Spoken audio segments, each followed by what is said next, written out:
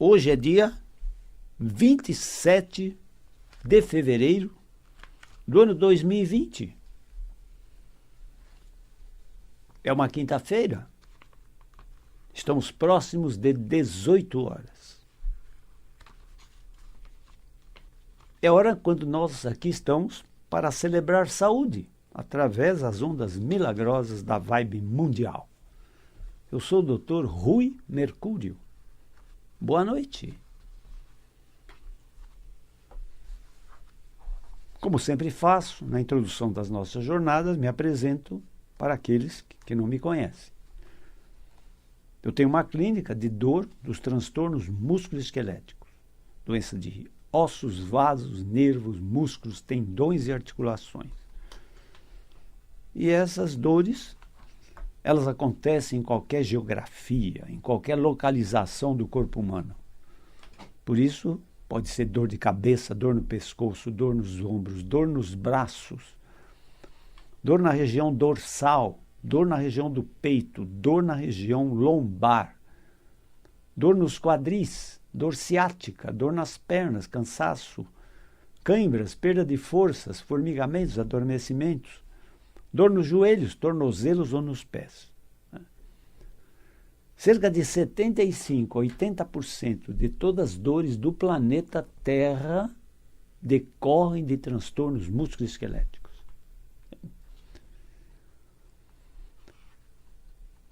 E o acento principal dessas doenças, justamente, é dor e incapacidade física. Como nós atendemos, a maior parte são doentes crônicos, a nossa clínica, basicamente, é uma clínica de dor. Porque todo mundo que lá vai, sempre tem uma dor para contar, 5 dores, 10 dores, 15, 20 dores. Né? Enfim. Mas, vejam vocês,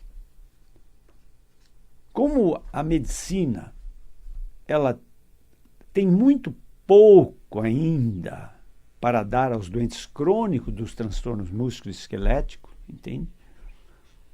Os meus pacientes, eles buscam tratamentos alternativos, não é? Ou também chamado complementares. Muitos tratamentos alternativos são até aprovados pela ciência médica, né? Então vejam vocês. Quando eu era acadêmico da gloriosa Escola Paulista de Medicina e residente na cadeira de ortopedia, traumatologia da escola, nós recebíamos bolsistas estrangeiros que vinham com formação de medicina oriental. E eles queriam desenvolver na Escola Paulista de Medicina uma terapia chamada acupuntura.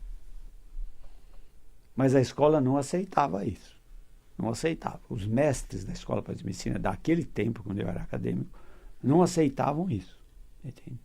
Então a acupuntura não era vista com bons olhos pela ciência médica naquela época, fazem lá uns 40 anos. Hoje a Escola Paulista de Medicina forma médicos acupunturistas. Entendeu? Então os tratamentos alternativos, eles, às vezes, são eleitos pela própria ciência médica como válidos, né? E outras vezes ela torce o nariz, ela não aceita determinados tratamentos alternativos.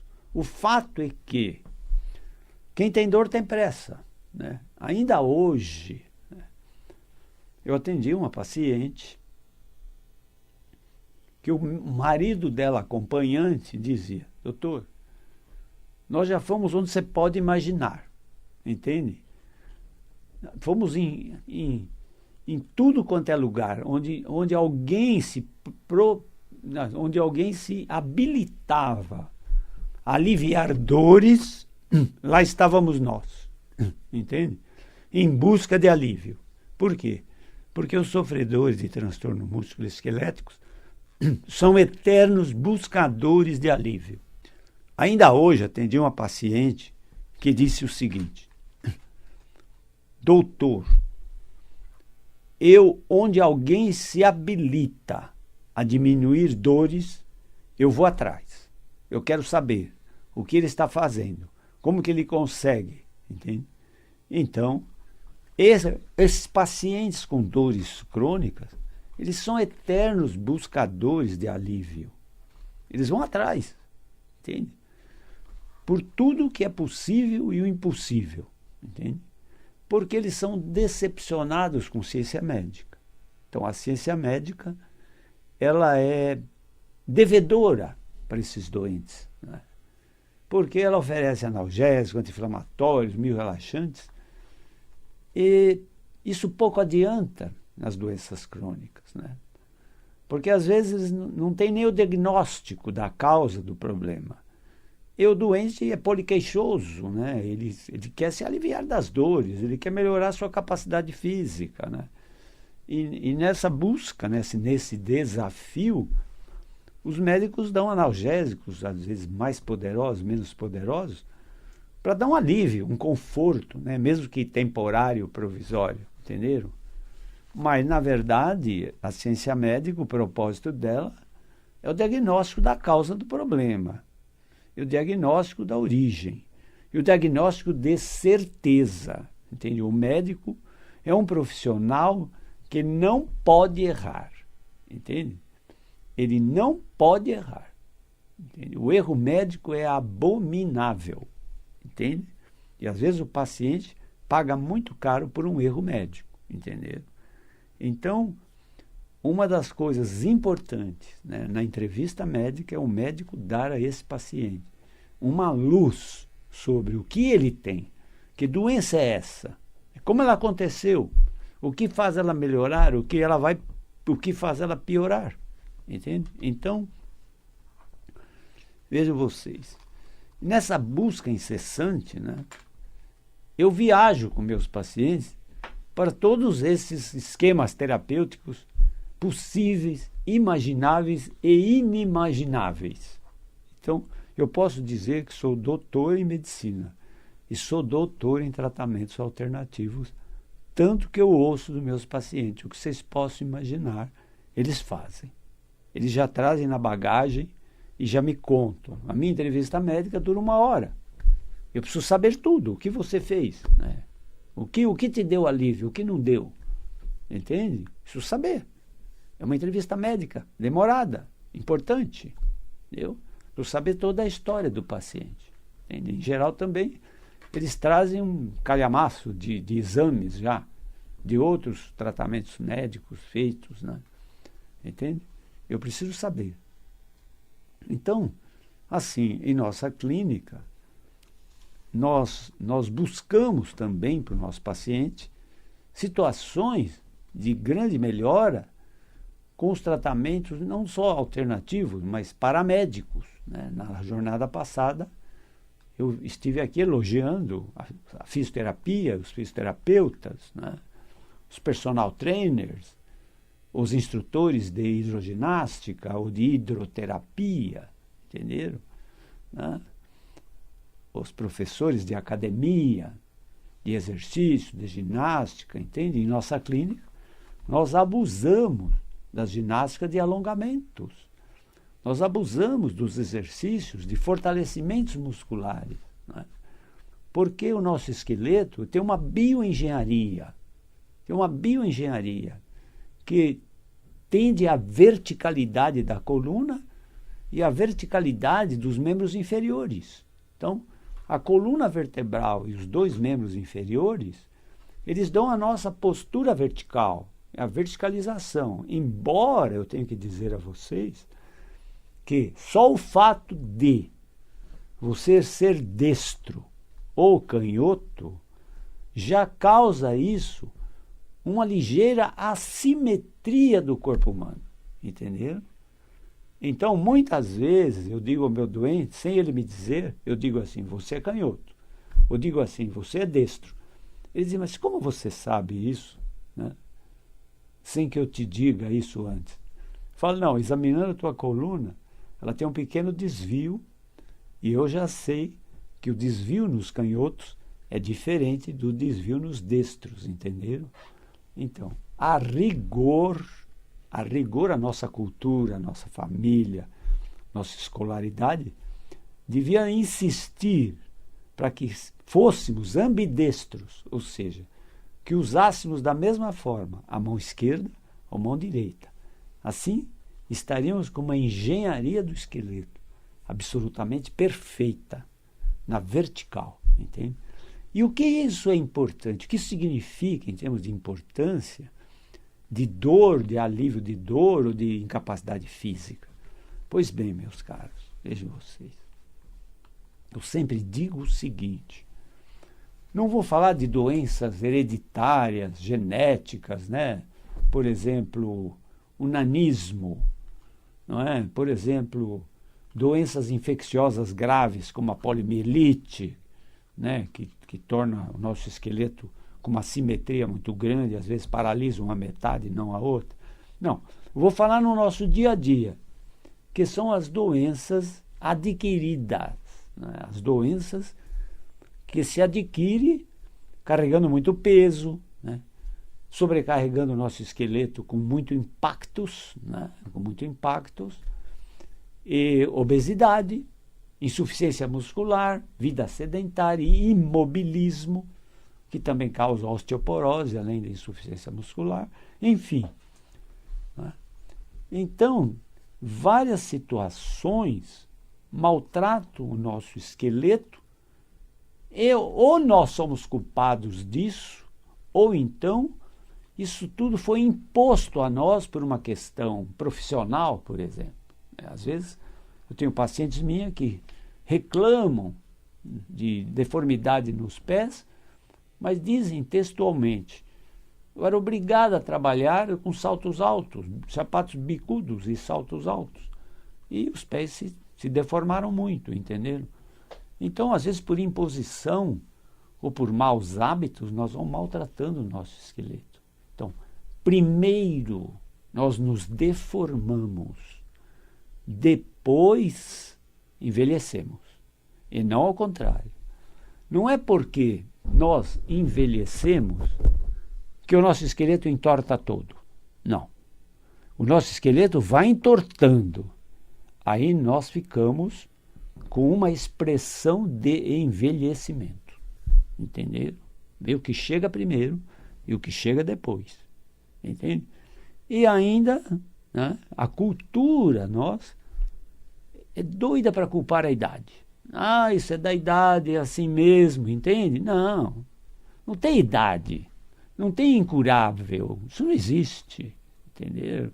É uma expressão médica, os médicos usam muito. Ah, você está com uma doença incurável, sabe?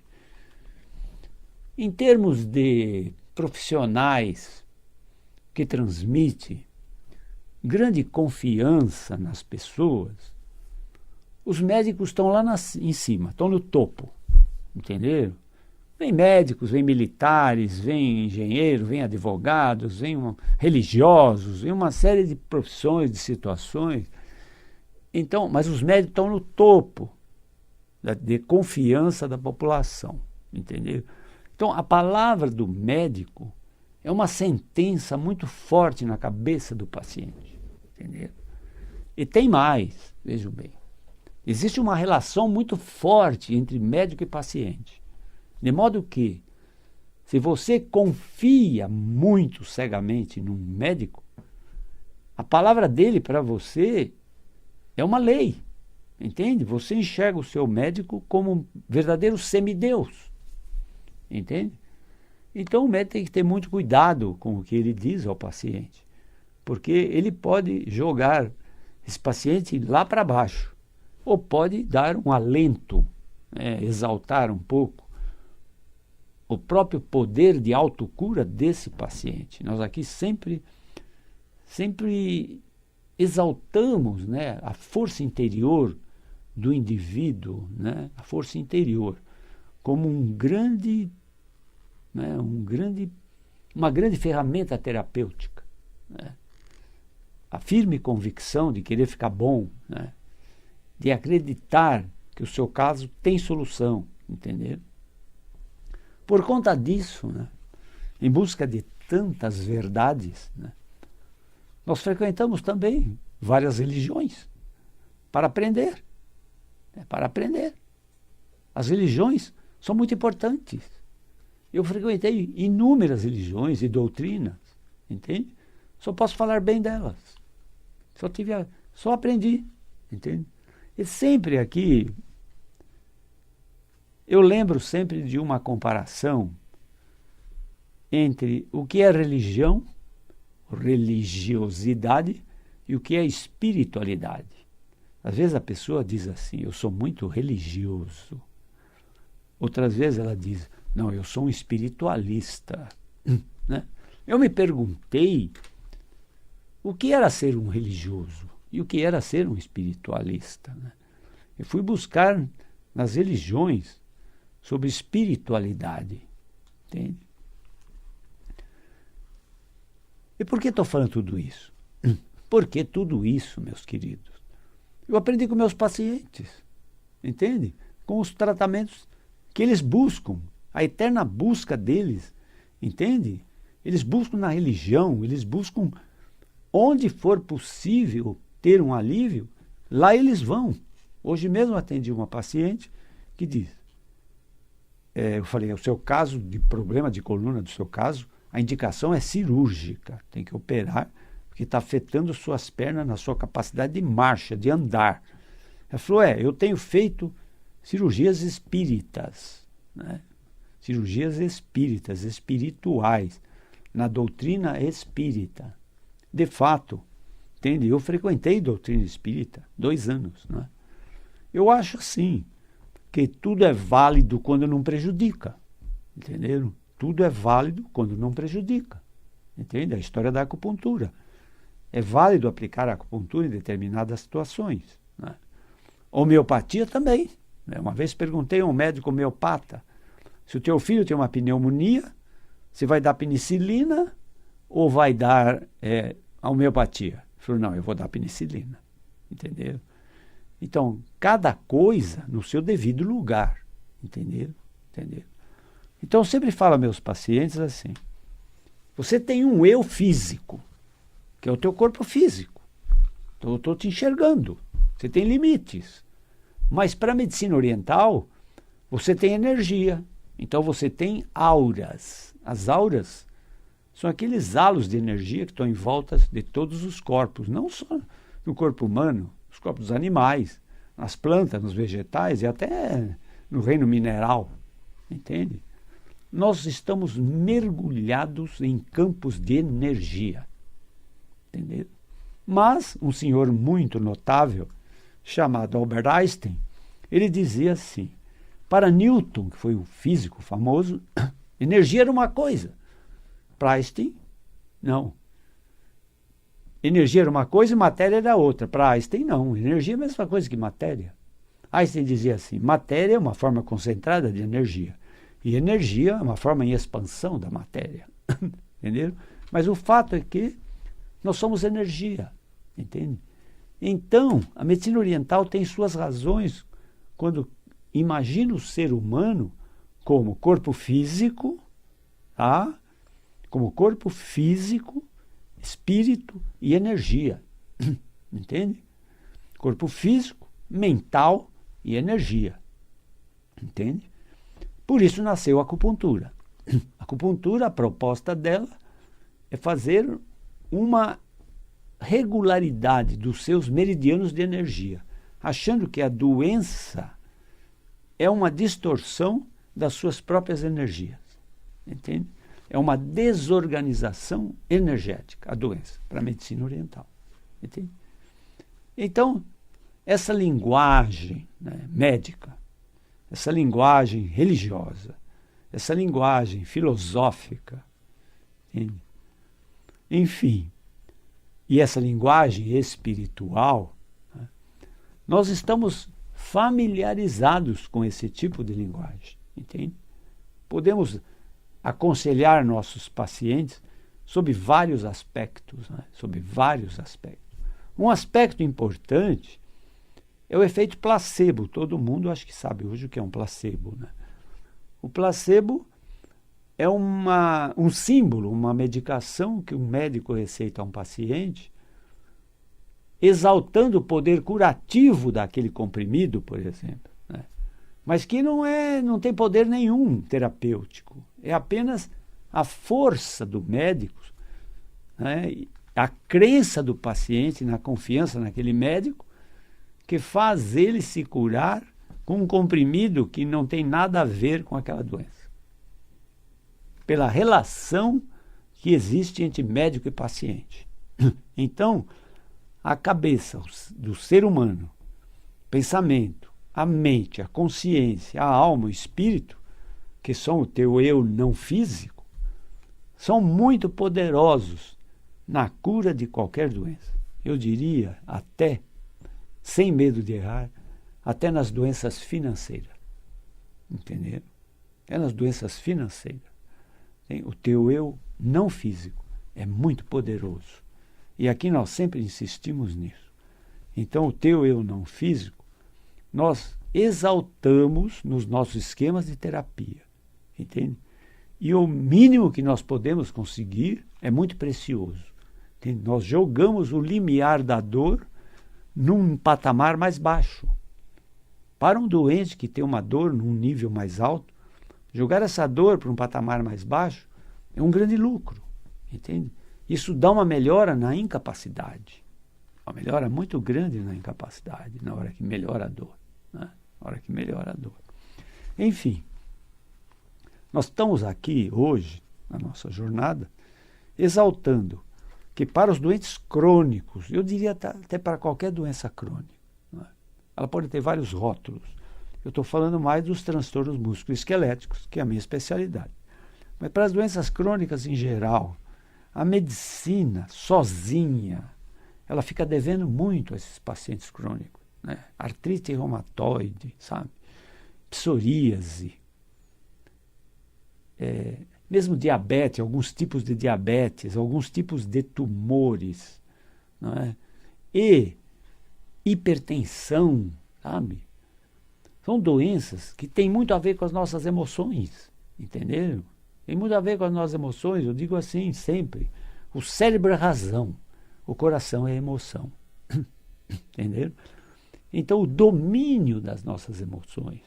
Né? Porque nós podemos ter emoções de graça, né? Por exemplo, saúde. E podemos emoções de desgraça, por exemplo, doença.